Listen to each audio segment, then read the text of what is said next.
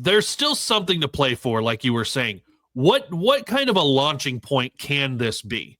And I know there's a lot of guys that are leaving. Like Nebraska's got 7 guys who walked on senior day, and Fred Hoiberg has said there's at least 7 guys that won't be back next year. 2 right up front are Jawan Gary and Bryce Williams. And like those are your dudes, and you knew those were your tandems. And Bryce has 30 points, 10 free throws is what he was able to knock in, and a lot of that right at the end. But Connor Sejan had 17 points in the second half. Jawan Gary had 18. And he looked fired up from the get-go. But you got a lot of minutes from Cale Jacobson. Is he going to take a next step type of a thing? And you wonder where Sam Hoiberg was. He kind of got turnover prone throughout this year in a way he maybe hadn't been, because he was getting a lot more starts. He was getting more minutes. But is Sam able to take that next step? You went really small ball because Arizona State is playing with like 7 guys. So you barely got minutes from Morgan and Mia and Berke in the second half. Yeah. And if Berke comes back, that's a guy you want to see take another step. Like where can that step be going into next year? How can you get a launching point out of this week in Las Vegas? Obviously the game last night with Arizona State, but you get Georgetown next on Wednesday.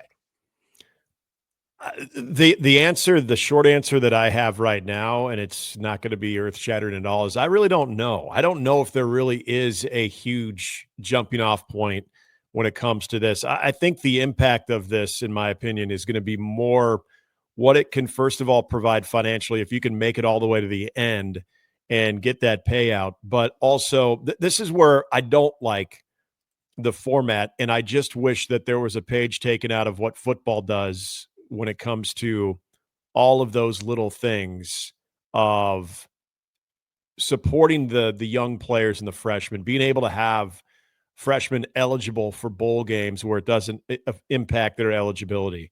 I would have loved to have seen a guy like Nick Janowski. I would have loved to have seen a Braden Frager. I'd love to see those guys be able to have some type of contributions in actual game minutes. Now, are they practicing? Sure.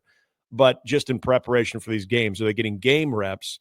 Where I think if you're not going to be in an NCAA tournament setting, but you're still playing in the postseason, what you just laid out there, Kaleb, is the future. The guys that won't be here and the guys that will be here that were actually playing the game. Well, what about the guys that are on that roster that you hope at some point, because this coaching staff was able to recruit at a good clip, that those guys could start getting some of those game reps? That's what I think these types of tournaments that don't really have any type of banners that you can hang, or even if you do hang, nobody's going to be intimidated walking in and saying, oh, you were the college basketball crown champion. I think what it can impact is those young players getting those valuable game reps, going through the preparation, going through the scouting report, going through warmups, and then actually coming off the bench and playing and having to uphold that scouting report.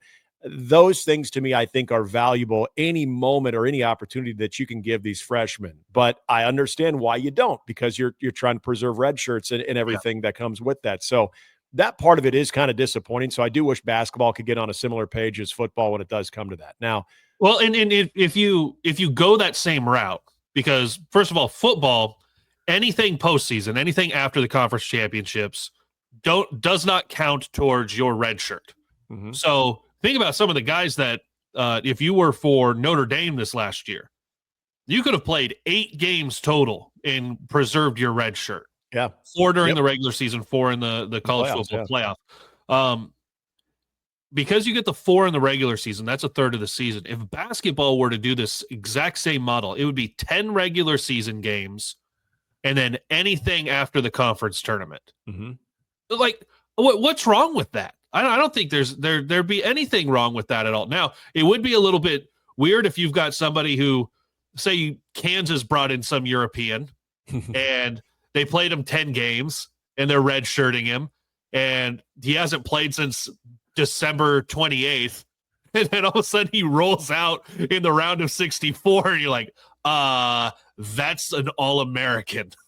Yeah, but don't you think you could make the distinction if you're the NCAA of saying every tournament but the But NCAA and even the NIT, if you want to go that route. If you want to do these types of a collective, the offshoot tournaments, if you want to do those, that's fine. We're not going to count that towards your eligibility. NCAA tournament, that's still, we're going to keep those rules intact. And maybe the NIT, maybe not. I don't know. But I think that would be easy to execute. I just think that easy in the NCAA. Okay.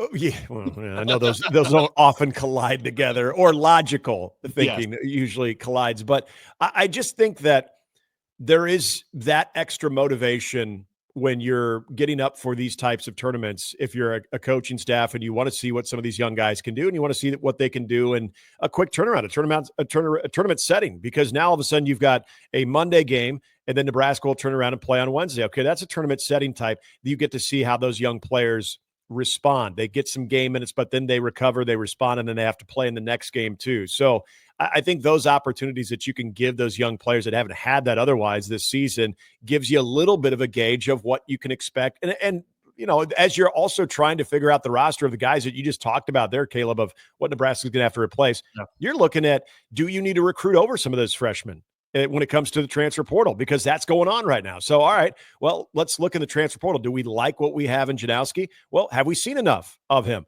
Do we need to recruit over him, or are we good with him? Okay, what about some of the other guys that didn't get a lot of minutes or none at all? Do we need to recruit over them, or do we feel good about what we have? Well, I think a part of that entire evaluation is going to be, could we get them into some games without impacting their red shirt or their eligibility for that season? So I think there are ways that you can improve the overall postseason when it does come to the young players.